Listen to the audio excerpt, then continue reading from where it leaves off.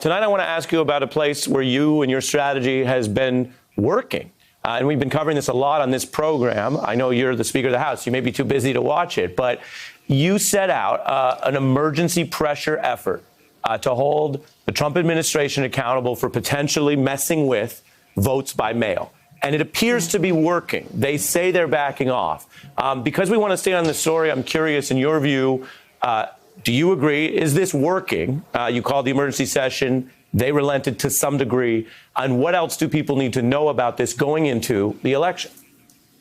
What people need to know is not to pay attention to the President of the United States when he engages in his fear tactics. He's still saying he doesn't trust how the votes will be counted. That's a way of saying to people, why bother to vote? Your vote may not even be counted. So ignore him, because he knows he can't win under normal circumstances, so he has to engage in fear tactics and intimidation at the polls by saying he's going to have certain people there to watch, people who show up. What is that?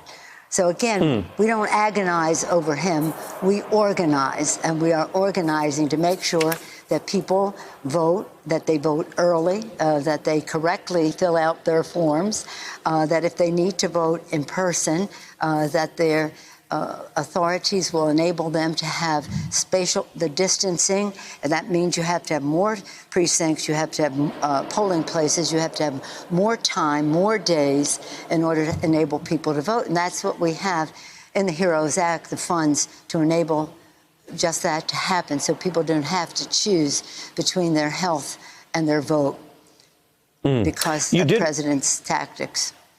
Yes, understood. And I think it's been striking to see how that worked. We've been covering that. You did make some waves talking about Joe Biden versus Donald Trump, including the debates. Could you expound on your thoughts for us? I think they interested people. Well, I have every confidence in Joe Biden. As I've said, he knows why. He knows his why. He is running for president. He has a vision for America that is very inclusive. He knows the subjects. He has experience in governance and therefore can think strategically about how to get things done by bringing people together. And that is all up here. But here in his heart, he connects with the American people in a very beautiful way. He's so authentic. He identifies with their kitchen table concerns, and they know that. Why I said he shouldn't debate him has nothing to do with Joe Biden. Joe Biden will be great, he is great as a debater.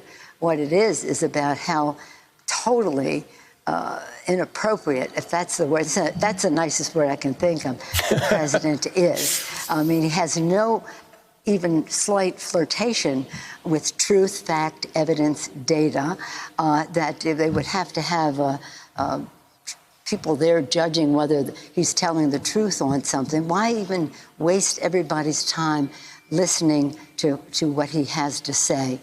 If they want to hear them, he should have his own forum, and Joe should have his own forum. But it's no use discussing. Joe Biden he's ready to go and wants to get into that debate. My concern was the president has not shown any respect for the office that he holds, and I don't expect that he will have any respect for the debates for that office, as he has not shown any respect for our giving people the right to vote without intimidation. Well, it's striking, Speaker, because you've clashed with certain presidents, but we've never heard you, and you have a career and a record. We've never heard you say that a president was this illegitimate and beneath debate. I think a lot of viewers know why you take that position, notwithstanding the confidence for Joe Biden. Big night tonight, Speaker Nancy Pelosi. I appreciate you joining us. Well, I have worked in a very positive way with Republican presidents. Sure. This is quite different. I asked the Republicans to take back their party, and they'll see the difference tonight between light of last week and darkness of this week. Thank you. Thank you, Speaker Nancy Pelosi. Hey, I'm Ari Melber from MSNBC. You can see more of our videos right here, or better yet, subscribe to our YouTube channel below. You could have been anywhere in the world, but you're here with us, and we appreciate that.